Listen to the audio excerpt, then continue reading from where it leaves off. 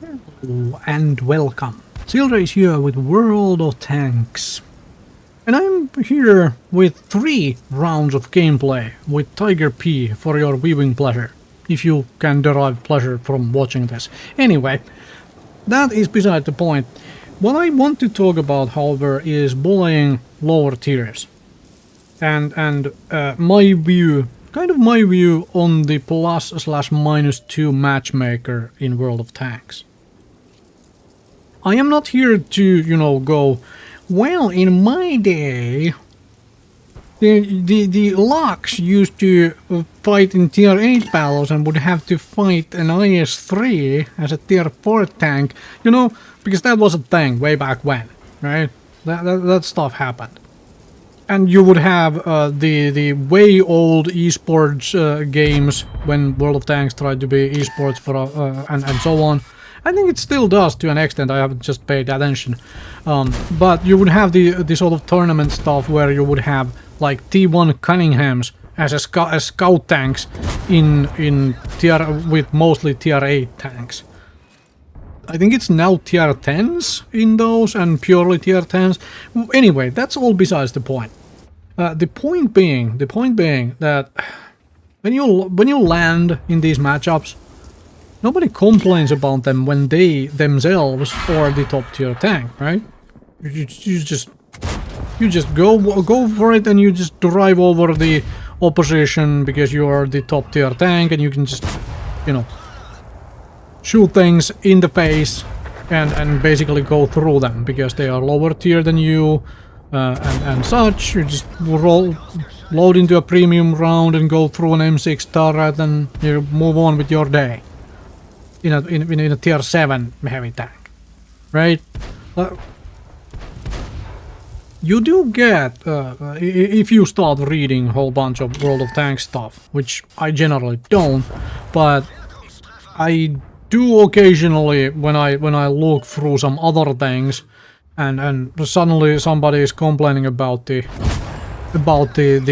matchmaker, and it's like, well, I just fought tier 8 premium tanks in my tier 6 and it was a bad experience. Well, what happens when you are the tier 8 facing the tier 6s? Do you complain then that it was too easy to destroy the tier 6s? Because that is something I don't remember seeing. I don't ever remember seeing that. We do remember all the negative experiences, like when stuff didn't work out for us or we just got blue on the bets and so on, but we don't really remember when we do those things to others. This is an 11-0 game right now, 4 minutes in. Well, 3 minutes in basically. This is an 11-0 game. Right here. 13-0 game. Is this a fun experience for the enemy team? Do you think this is a fun experience for the enemy team? No, I don't think so. They are gonna look at the score and blame teammates and blame matchmaker and blame everything else and so on, and this is about to be a 15-0 game here. Right about, like now. It turned out to be 15-1 because the EBR decided to actually ram something heavier than it. One of those has a tracks, the other has wheels. Which do you think is going to take damage when they collide? That's just, physics question, not necessarily to do with the gameplay. Let's move on to another game. I mean, my score is decent. I was bullying lower tiers. Round 2. Tiger P. Did I mention that these are recorded from my own replays? I probably didn't, so there it is. These are recorded from my own replays.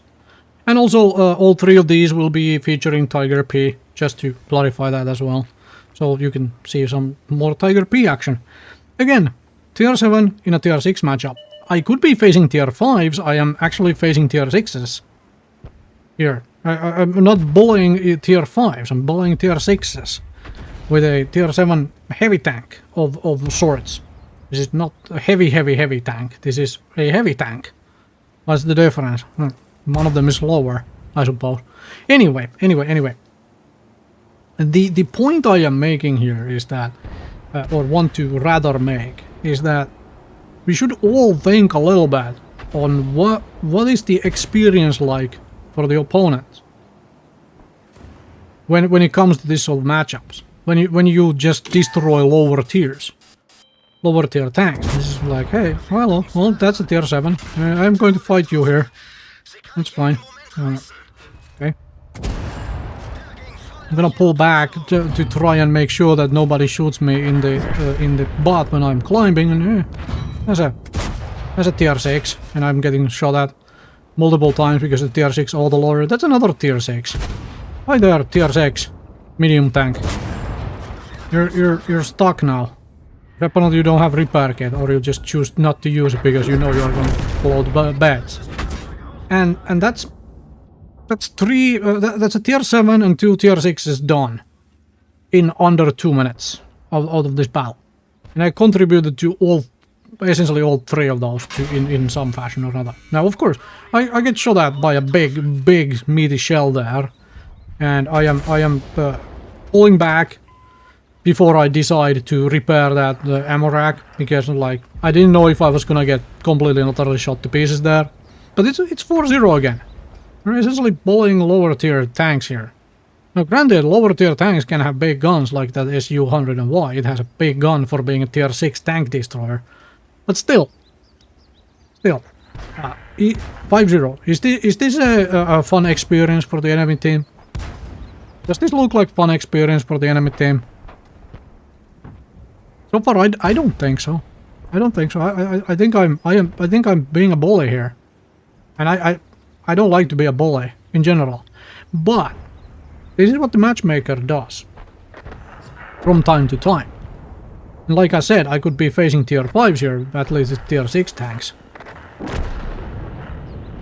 And this variety created by the matchmaker, where you face between plus and minus 2 tiers, I think is the strength of this game.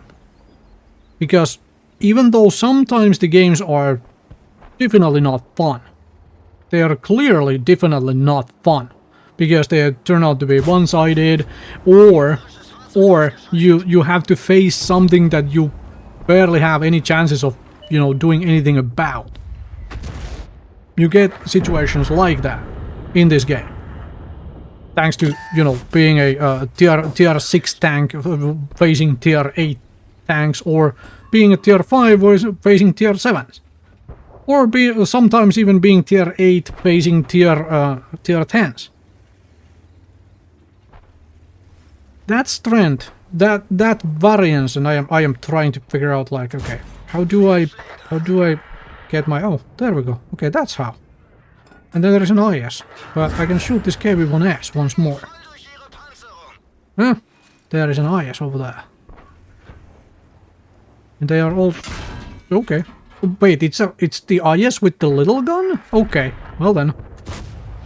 And I completely fluffed that shot, but so does he. So does he. 12-3. And the IS is just basically dead as well.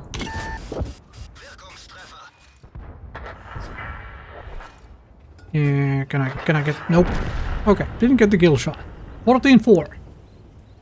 And then there is just this big meaty gun SU-100Y, which can possibly take one tank with it before it gets blown to bases. And that didn't turn out that way. Let's move on to the third game, and I will finish my thoughts on the matchmaker. So round 3, I saved the tier 5 game for the last. Tiger P again. So that variance I mentioned, that variable variance in the matches you play, because sometimes you're top tier, sometimes you're bottom tier, sometimes you're somewhere in between, so on and so on. There is a reason, at least one of the reasons, why all the new premium tanks Wargaming puts out do not have preferential matchmaking, because they play into this variance entirely. Preferential matchmaking does not. So you can take any of the premium tanks, of the late premium tanks. Now, and just put them in the normal matchmaking, and it will have the same experience as any other tank, essentially, in the matchmaker. Granted, it can play differently, so on, have different statistics, all of that stuff, but it will play the same matchmaker experience than every Tech 3 tank, essentially.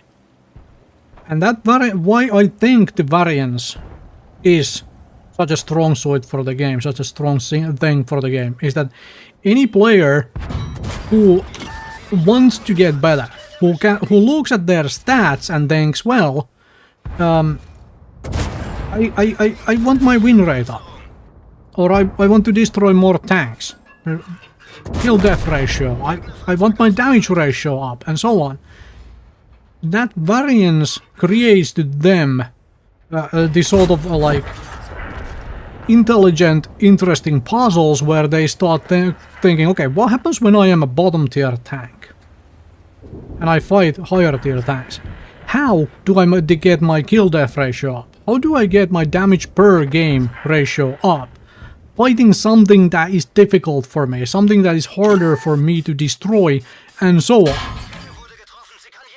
I'm trying to get a tracking shot, and there is the tracking shot, and, you know, hello, can I get another tracking shot? Nope, armor not hit. I don't know what I hit then. Anyway. You understand my point though. When you are the lower tier, you have to either throw your tank away essentially, or you have to try to figure out something else to do than just something else, some other way of dealing with the situation, because you can't just drive in front of them like I can do in some of these games and just take the punishment, because I know they either don't have the penetration or have less penetration, less damage per shot, and so on. When you are in that lower tier, you have to play a little differently than when you are at the top tier. And that by itself, people realizing that this is what they have to do, this is how they should be doing it, creates even more variance in the matchmaker.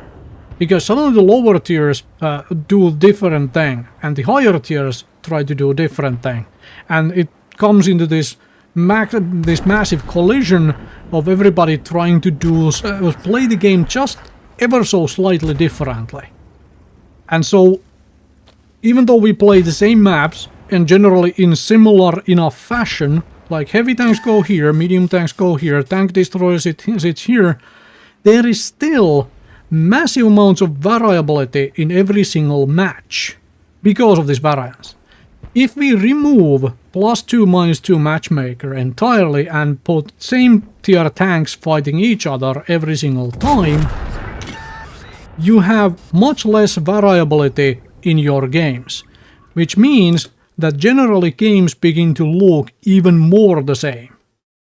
Even more the same, because these tanks, let's take these tier 7s I'm looking at right now on the screen, Jack Panther, T-29, and this Tiger P of mine, they would always go into same specific positions on this map against other tier 7s. When I'm at the higher tier, I can just take that one lane, and I can go blow through it against lower tier heavy tanks. I know I can do that if I'm facing like a KV-1 then.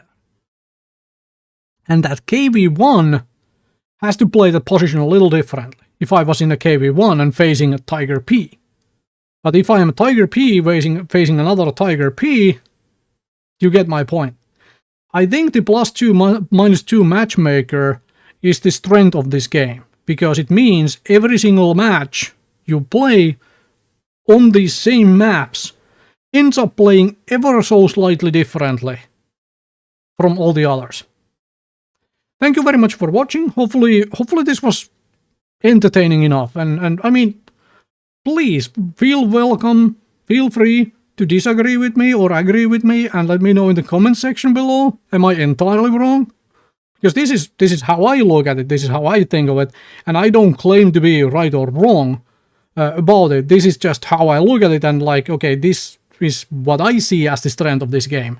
This variability, this variance that you don't necessarily get from other other games like this. Anyway, thank you very much for watching. I'll see you folks another time with more World of Tanks.